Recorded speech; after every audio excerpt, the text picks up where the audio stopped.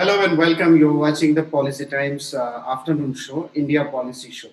It is one of such unique shows where we bring a very pertinent and important subject and we discuss with our experts. We take their views on that.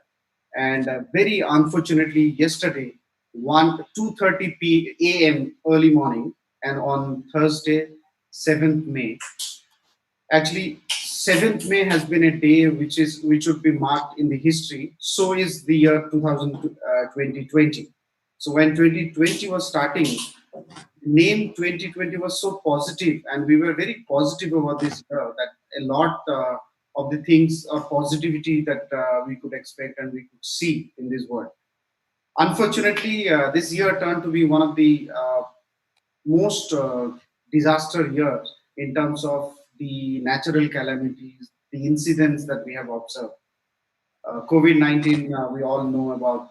Now, 7th May became another day when three separate gas leakage incidents took place in three separate states. But Vizag, the Vishakhapatnam incident being the one where the casualty and the death is more. So it was 2:30 a.m. on 7th May Thursday when the LG polymer plant had a gas leakage, and the gas is very popularly known as styrene gas, which led to the death of 11 people, and around 1,000 people are infected and affected by this. So across the 5 kilometer radius, this gas has spread across the 5 kilometers of the radius. However, the Disaster Management Authority and many other government forces, they have been active there, and they have been able to evacuate almost 3,000 people residing within the 5 kilometer square radius of that area. Right now, as we see, there has been a lot of actions being taken by state government as well as central government. Situation is under control, as we hear from the local authorities. So the Greater Vishakhapatnam Municipal Corporation says that they have sprayed water across the surrounding area to reduce the impact or density of the gas. The ANI reports that there was another leakage, but it was of minor nature there. Then the same minister says that evacuation from the affected villages has been completed and situation is under control. The chief minister of Andhra Pradesh has announced 1 crore rupees compensation to the families who have been victim of this incident. Prime Minister Narendra Modi takes a stock of the situation. He spoke to the Disaster Management Authority and other officials, concerned officials. The DG of NDRF, the important force uh, which is responsible for the initial reaction of the situation, is also there. Now we will understand the situation because it is just 36 years of the uh, Bhopal gas tragedy. The Bhopal gas tragedy is another one which the world and India especially did not forget yet. And then there is this another. Now to just introduce, I have with me three experts. Dr. Vesam Al Madhoun, who is the uh, lecturer at University Tun Hussein on MPRC Faculty of Engineering and Built Environment. We have Professor Arun Kumar Srivastava, who is the Assistant Professor at School of Environmental Science, Jalan University, and we have a postdoctoral fellow, Dr. Deep Chakraborty, postdoc researcher, indoor air pollution and public health. They are also part of the Global Air Pollution Initiative. Welcoming you all, the experts. The first question I want to have, maybe we can start with Professor Arun Srivastava. Uh, your opening remarks on this situation and what can be the possible reasons for such gas leakage? Okay, good afternoon, everyone. As far as the reasons are concerned, it will come after the inquiry, and most likely they'll set up the inquiry and they'll find what would be the exact reason. But what I think, since because of this pandemic, COVID-19 pandemic, most of the factories, everything are closed, they're shut down. So the worker and especially those engineers who are responsible for the troubleshooting or such type of safety measures, they might not be present there. So if anyhow, I mean the gases, because I don't think that it would have happened during the process or during the production, but what I feel that it must have happened from the places or from the cylinders where these gases are stored, because they're I think as these pictures shows, they're from the storages. So I think possibly because of the lack of those engineers or the absence of those engineers who are responsible for the safety measures and technical troubleshooting.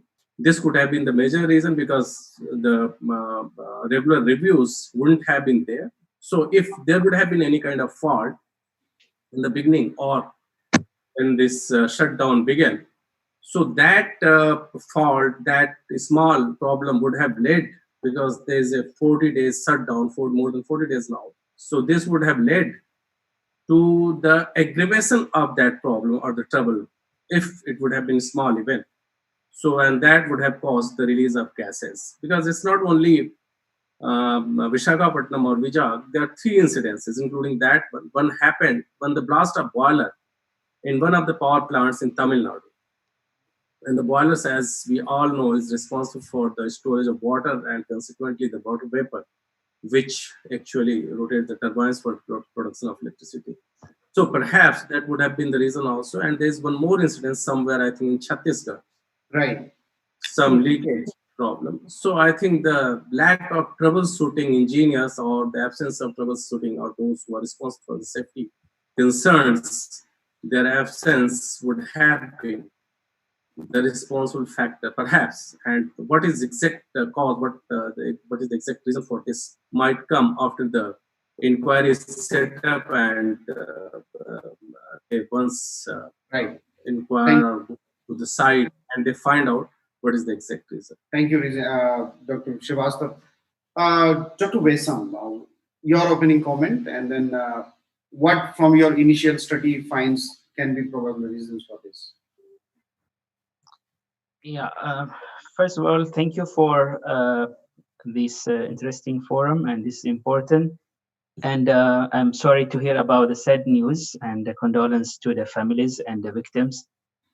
Here we are talking about disasters, which is something which is kind of common, and we have been seeing things such that in the history, and definitely everybody knows about the huge incident, the Pubal leak as well, and which lead to thousands of victims previously. I gone through some of those disasters according to the International Disaster Database, and they have in their record for the last month, April 2020, they have 38 natural disasters, which is mostly flooding in different countries, and they have a category which is called for technology disaster, and they have four disaster which include explosions and fires. So this is quite common globally. We are talking about disasters, and I understand the view of Prof. Arun when he mentioned about the potential reasons for this disaster. But to me, like, I understand that after this 40 days of shutdown, there should be some periodical maintenance to try to make sure that the operation at this industry should be proper, so that we avoid, because they are talking here about hazardous gas and the chemicals that might be released or leaks. And from the reports I read, that they are talking about styrene and also vinyl benzene, and we know that those kind of gases, they are carcinogenic, and they might have some immediate impacts, where we're talking about people killed and others who've been wounded. So this also might have some long-term impacts, because we are talking about a carcinogenic substance. Right. Thank you. Maybe if I can take the opening remarks of Dr. Deep Chakraborty, you are doing postdoctoral on air pollution. So this kind of incident, we saw the Bhopal gas incident, now this. What are the reasons behind this all happening, and how is this like air pollution becoming such a disastrous strategy or tragedy for countries like India? Yeah. Thank you for inviting me. First of all, I'm thanking for inviting me in this forum. Uh, it is. It was very sad news came last Thursday night that one incident happened in Bhopal, in the Vizag.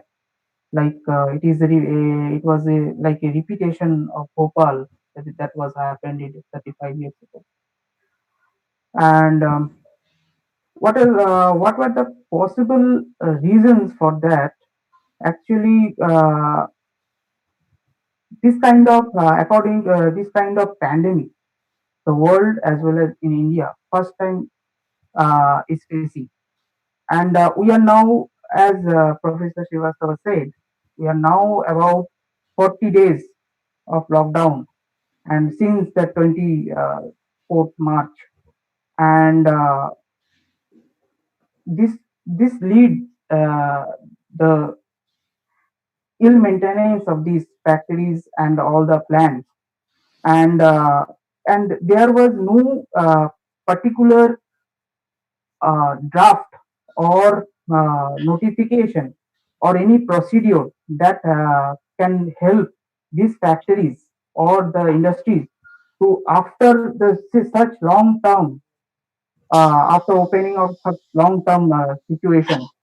So there should be a particular notice guideline from the disaster management and from particular authority, how they can open, how they can start the industry, how they can maintain their industry in this such kind of long lockdown. And as we all know, this styrene gas, the report came, the styrene gas has leaked from the LG polymers, the factory. And also, it is very, as a air pollution expert, I can say that it is, they are saying styrene monomers gas has leaked, but Right. uh, it is subjected to investigation, as the gas was stored or refrigerated there for a long term. We don't know what chemical reaction happened there. So it first investigation came, it was styrene, but maybe some other gases was there. So other stress gases may be there. So as we know, styrene can cause the immediate styrene sickness, or any kind of vomiting symptoms, weakness and tiredness, confusion, dizziness, like that. So an irregular heartbeat also. So we have to investigate the possible sources of other gases also, stress gases also, whether that also leaked or not. Mhm. And Mm, and this kind of incident we can avoid with proper. I'll Mm, come to the policy perspective. okay. You mentioned about styrene gas. I just want Yes. to show the press release that was being done yesterday late evening at around 9 o'clock, where the doctor at Ames, and he has. I want to share this with all our viewers and with you all. This is the Ames doctor which is saying about the gas. Harm to humans by inhalation, by ingestion, by effect on the skin, and effect on the eyes, what we call ocular effect. Inhalation, say, it can cause mucosal irritation, irritation in the throat, in the airways, which can lead to coughing. It can lead to breathing difficulty and wheezing or whistling sound in the chest. And if the inhalation is at a higher level, it can lead to breathlessness and respiratory distress. The absorption of this compound can also lead to what we call CNS depression. That is, affects the brain, leading to headache, nausea, vomiting, weakness, fatigue, unsteadiness of gait. People get unsteady and have difficulty walking and sometimes fall because of that. In high exposure, it can lead to coma, pulmonary edema, and sometimes even lead to irregular heartbeat. Effect on the skin is usually mild in the form of irritation, itching, some degree of dermatitis can happen. and it can also irritate the eyes, leading to again irritation. A syndrome known as styrene sickness has also been described, which leads to nausea, vomiting, and again unsteady gait, which has been said could be if you're in a drunken state. There is, as far as treatment is concerned, there's no specific antidote. There is no definite medicine for reversing the effect of this compound, and treatment does remain mainly supportive. The first thing that one needs to do is remove the individuals from the affected area, and as you've heard, that has been done aggressively since early morning. Individuals, because of exposure that can happen through clothes are to be removed. The exposed eyes can be washed.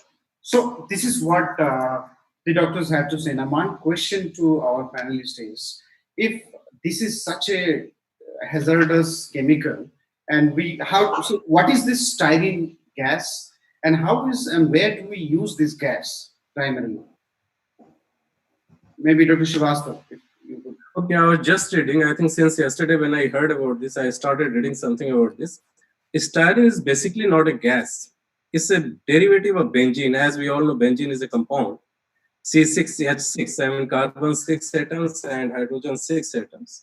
It forms benzene. So it is a derivative of benzene. Benzene is a highly reactive compound. It can react to anyone and can form compounds. Mostly they are in the liquid state.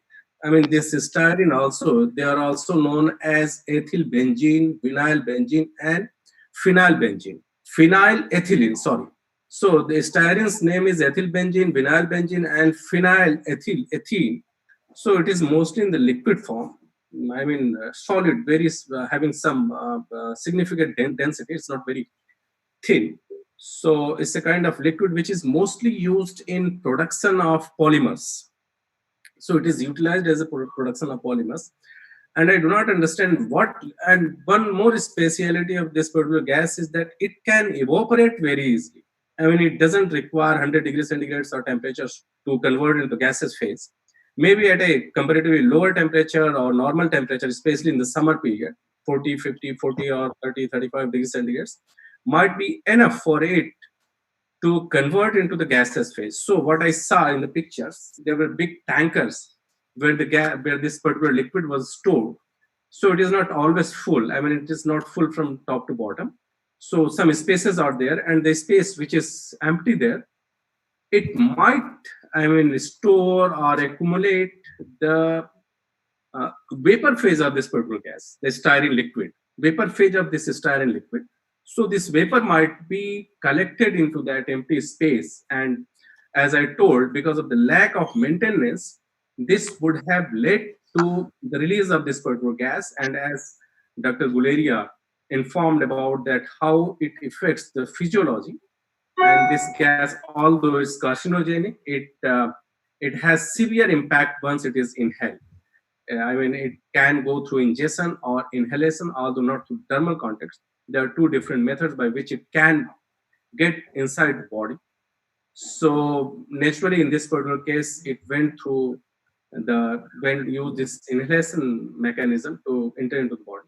And if it is in lower dose, it doesn't have much effect or severe effects, just irritation of eyes or coughing or sneezing, etc. But if it is in heavy concentration, it might, as this picture shows, this person is in a very lost condition. Right. So if it is in high concentration, it might lead to pulmonary edema. I mean, it can create a kind of asphyxiation type of situation. I mean, it suffocates. So it actually stops the entry of oxygen. So, I mean, person can suffocate and it might lead to death. Fortunately, because of this COVID lockdown, this is my personal opinion, this is my perception, that they were not, I mean, it was not crowded. Right. Otherwise, this tragedy would have taken a stall, I mean, a significant number. Fortunately, I mean, this lockdown, because of this lockdown, the numbers were very less, but it was not the case during Bhopal gas tragedy. Absolutely. I think you mentioned a very important point that due to lockdown, since not many people were so on the fact, yes, I think this has saved many lives. I think I mean, those who live in the vicinity or the nearby area, as well as those who work inside the factory, they were also safeguarded because it was closed. Thank you. Dr. Vesam, now this, we know this is a hazardous gas. Styrene is a hazardous gas. And I think the report, one Indian Express report, I want to give tribute and credit to Indian Express Tribune for coming up with this footage that we are showing here. And one important fact that is coming to my mind, I think Indian Express reports that this gas is supposed to be stored at minus 17-degree temperature. And I think during the lockdown, the plant, they could not keep that temperature there. And that might be one of the probable reasons for this gas leakage that Indian Express claims and Indian Express reporters have found out. Now, Dr. Besam, I want to come to this, that when I studied, I found that styrene is, this gas is used for expandable plastic. See the kids. I think the biggest victims or the most the worst sufferers are the women, children, and aged people. And it's so sad to hear that the way the people are suffering. This is a South Korean firm. LG Polymer is a South Korean firm. Can this happen in South Korea? That is one. Second thing is, this, we know this is how hazardous this gas is. Now, Dr. Srivastava said it is not a gas, but it's a liquid form. But now, if this is so hazardous, why are we using this gas for expandable plastics? Should we not ban that? Dr. Vesam. Yeah. Yes. Okay. So this is, I wanted to connect also to the previous question about the the material, and so I read in one of the report that it is being used to produce polystyrene, and in many countries, like I'll give you here an example from Malaysia. I remember since 2011, there were a lot of campaigns on trying to phase out all those polystyrene products, and it started from the university campuses, and now it is going everywhere. Even if you go to the markets, in many places you can't find those products. And this is connected to your question, why we don't try to find a replacement, more bio products, biodegradable products that can be used, and this will will eliminate those disasters and will save the environment as well. And so this is the role of the research centers and the universities, to try to look into and try to find an alternative, local alternative bioproduct materials which can replace those chemical materials. Right. And mentioning about the international companies, when they go to other countries, and sometimes like in the origin country they can do this, but in other countries, and to me the key word is the enforcement, because in many countries we have regulations, we have environmental policies, but the level of enforcement, to what level we are serious in the enforcement, that is the important factor which can control the number of disasters and how frequent it can occur from one place to another. So the key word here is enforcement of the regulations and the policies related to control of pollutants and control of the, hazardous materials and hazardous chemicals.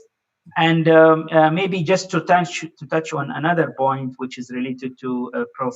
Aaron, when he mentioned about the storing the material, and you mentioned also about storing the material at a certain temperature. They can't maintain that during the lockdown. But to me, this is a sensitive facility.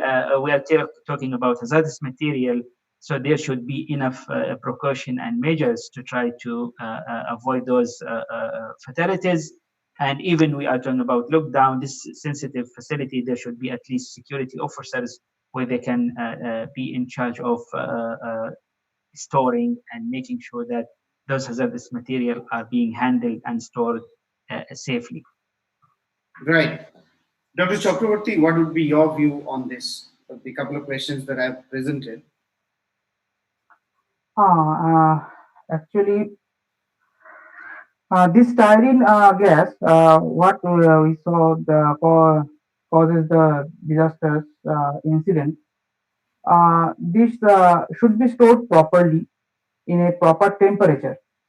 That didn't happen. That's why this disaster actually came, and health effects are there. Right. And as you have said, right, we can use a other biodegradable or bio-friendly products, or the actually the material that can be used to made a biodegradable polythene or polymer that can be easily biodegradable for the environment. It will be very eco-friendly in the nature. And as I have said that this happened due to non consciousness, and we don't have any proper guidelines for that. And as that is, I can say. Thank you. Thank you. Now, how do we stop such incidents to happen in future, and in maintaining good air quality? Like if this pandemic happens, this kind of disaster happens, what kind of like it is the air contaminated thing. Now, what immediate measures should we take to reduce its impact and to suppress it, to pollute it in the air more? Dr. Srivastava, maybe if you can give.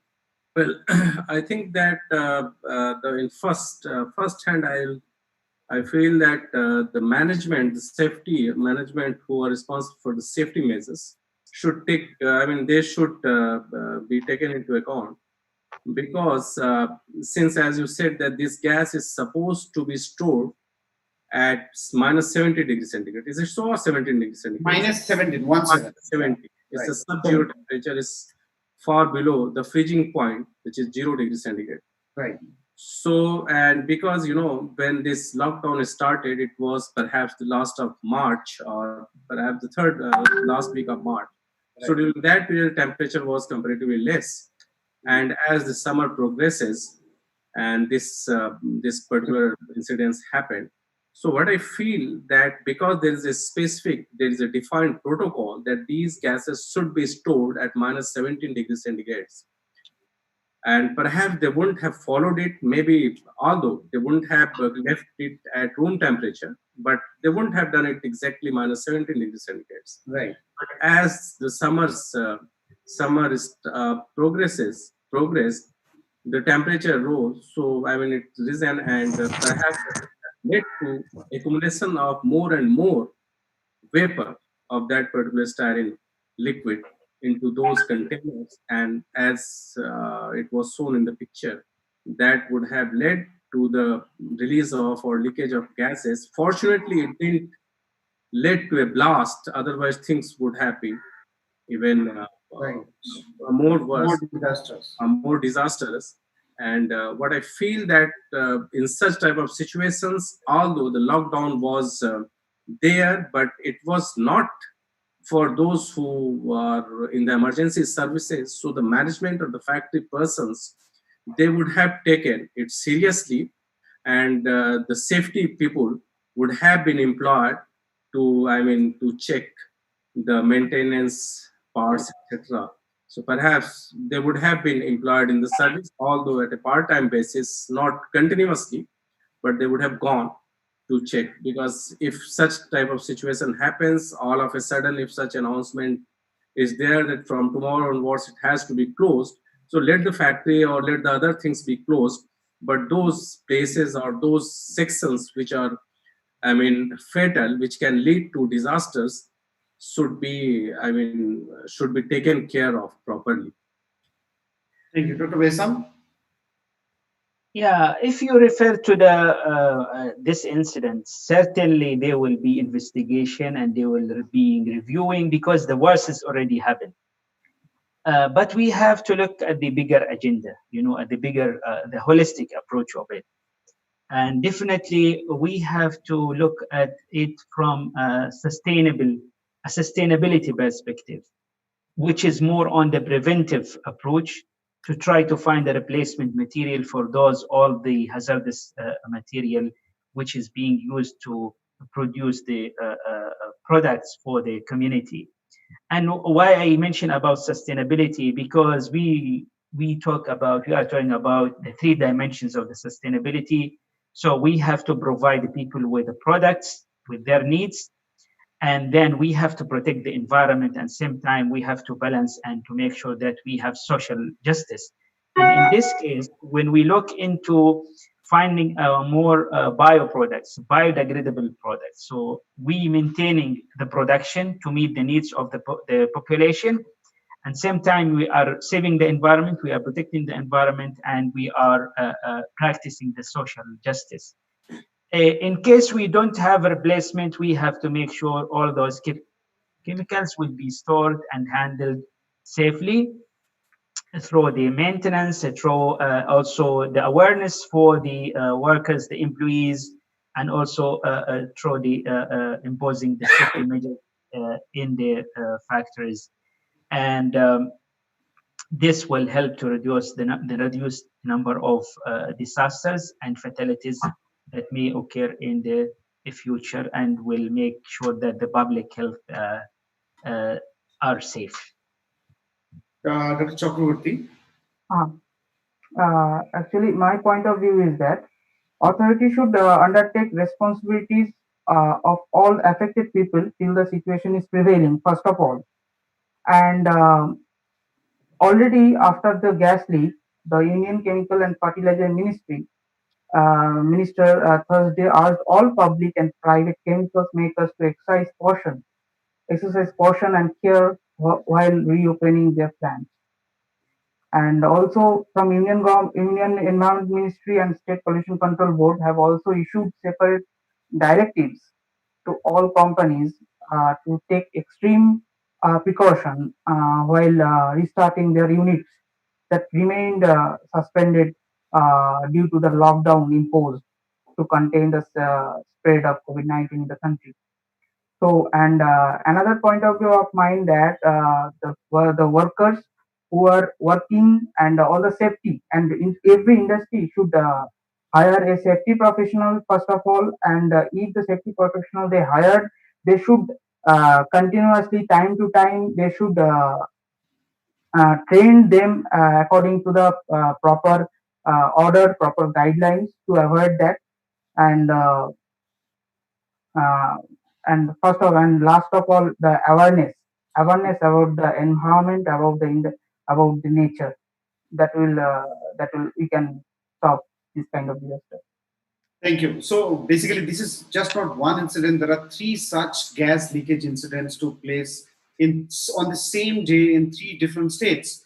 Now that's one shocking aspect. The other shocking aspect is also that two husband and wife, two persons have been killed in a road car accident when two laborers along with their kids were coming back to Chhattisgarh, their hometown, and then they faced this accident and they died. Another tragic incident that took place is that an airline, like Indian Air Force aircraft, got crashed, and some death incident also took place. These are the kind of incidents that we are observing one after another during this lockdown and COVID crisis. This also gives us a very big. So the problem with Indian system is that unless some tragic thing happens, we normally don't wake up, and our approach is always reactive, not proactive. Now, such serious chemical industries being and hazardous chemical industries being operated. This is a South Korea farm. Can this ever happen in South Korea? Though natural calamities do happen in any all in China, we have seen many hazardous activities taking place. In Korea, also we have seen.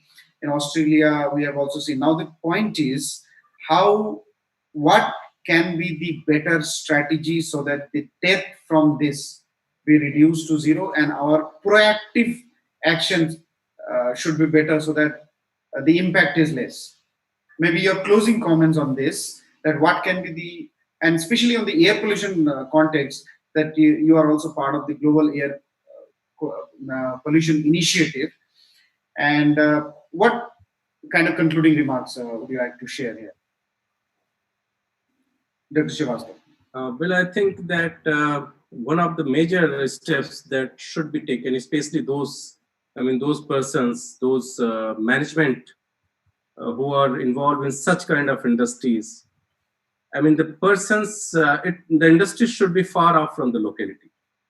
I mean, here what I'm saying that it is a place which is, I mean, conglomerated by many small houses. Perhaps the laborers, etc., they might be living there, and they would have been the victim of this particular incident. So, what I feel that those industries which are involved into such kind of hazardous, where such kind of hazardous chemicals, etc., are involved, they must be from far off from the localities, and there should be some kind of arrangements that the laborers or those who are working there or the employees, they should be transported from home and back to the workplace. So perhaps if this would have been the case, the tragedy would have been, I mean, we wouldn't have lost so many lives.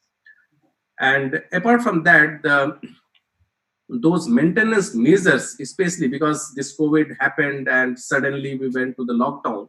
So there should be, apart from other protocols, the safety protocols, there should be some more. But I feel that there should be an additional protocol that once, if all of a sudden such lockdown situation arises, so what should be the safety measures?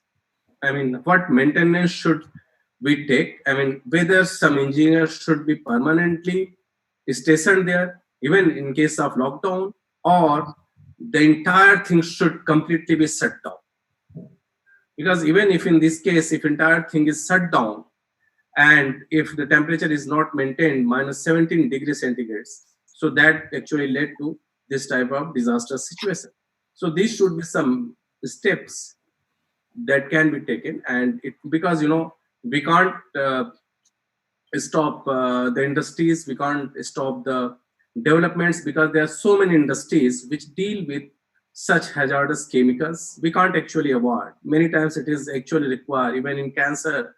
So we need to give many times, in case of chemotherapy, such medicines which are kind of a poison, So these hazardous chemicals we can't avoid, but what we can do, we should strengthen the safety measures. So one of the major steps, what I feel, is that the persons shouldn't live in the vicinity of such industries, and the safety measure even should be even more strength. It should be strengthened further. Thank you. Dr. Vai, some closing remarks. Are there also, in addition to your closing remarks, are there any global safety standards or global enforcement authorities? Because many of the African, Asian countries, there are a lot of still countries which don't, their national enforcement authorities are not that active, and it needs international collaboration and support. So is it possible? Yeah, here when we talk about the hazardous material, especially, like, this is very basic, that those materials should be stored and handled safely. Plus, we are talking about, the training for the officers, the engineers who handle those materials, on the procedure, and also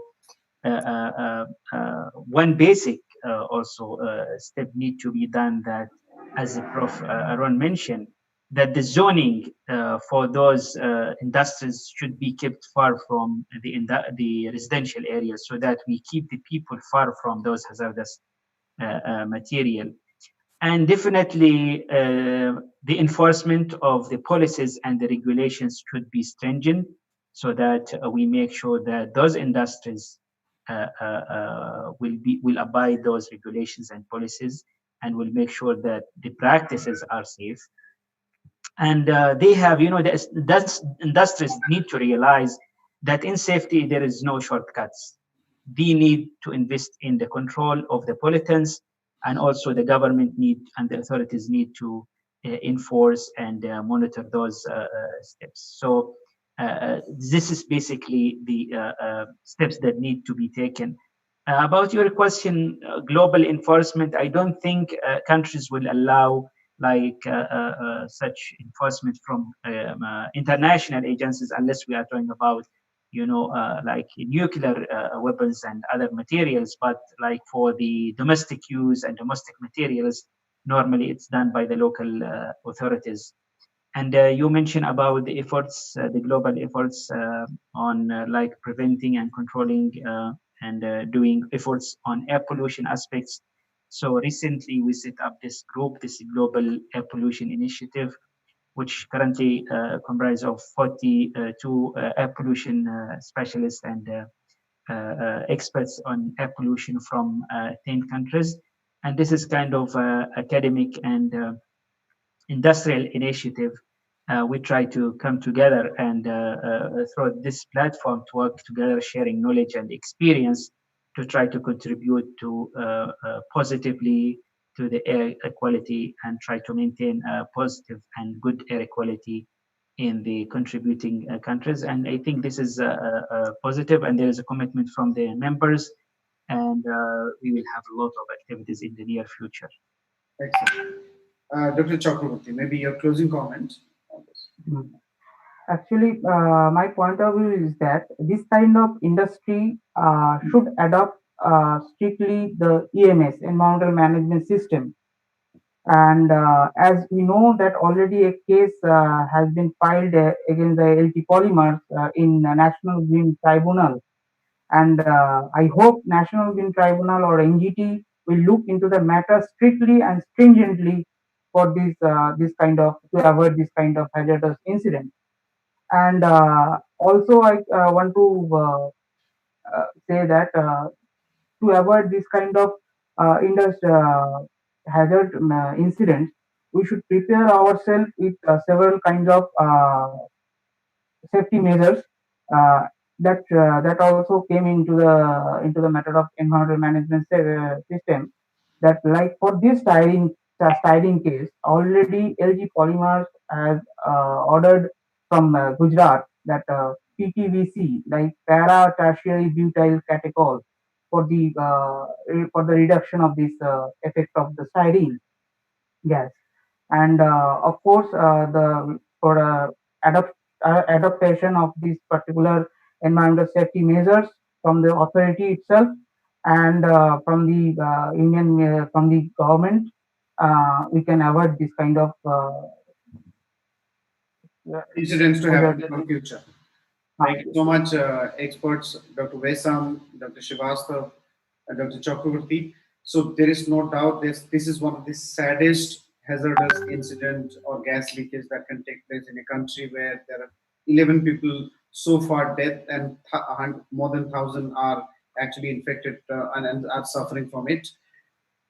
There's no doubt some strong points came out, like this kind of hazardous university plants are also needed for national development.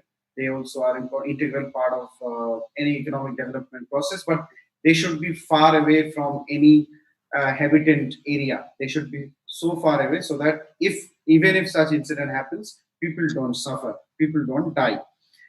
Though we can't have international enforcement agency, but some international enforcement system should exist to empower the local authorities to fight like this. But the bigger issue is it is not that India or African countries or South Asian countries lack proper infrastructure or existence of such system here. The problem is enforcement of the at the local level, enforcement before such incidents to happen. So now the example that we can take is from Europe actually. So if any data breach take place, European countries fine $1 billion, $2 billion, $5 billion on Google, on Facebook. That's the kind of punishment system they have. The problem with African and Indian or the South Asian countries is that these companies can easily buy local politicians with some thousand rupees or some crores of rupees, and these local politicians then create pressure on the central governments, on the NGT. So we now have to see what NGT, National Green Tribunal, uh, kind of action that they are going to take. But the amount of fine and punishment for this thing should be so high that they should think many times to commit such crime in future. So we should now, the NGT, I would have a strong recommendation to NGT or the central ministry, central government, that the amount of fine should be so much that this industry, LG Polymer, remembers this for the next thousands or hundreds of years. That if they make similar mistake in life, they will be punished like that. And there cannot be or should not be any scope of bribe or bribery to local politicians or even central level politicians. Thank you so much. Keep watching the Policy Times.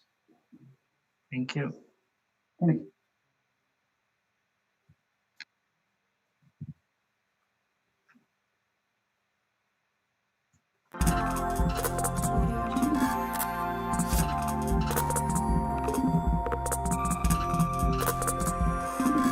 Thank you. Bye-bye. Thank you. Bye, Hussein. Bye. Thank you very much. Thank you.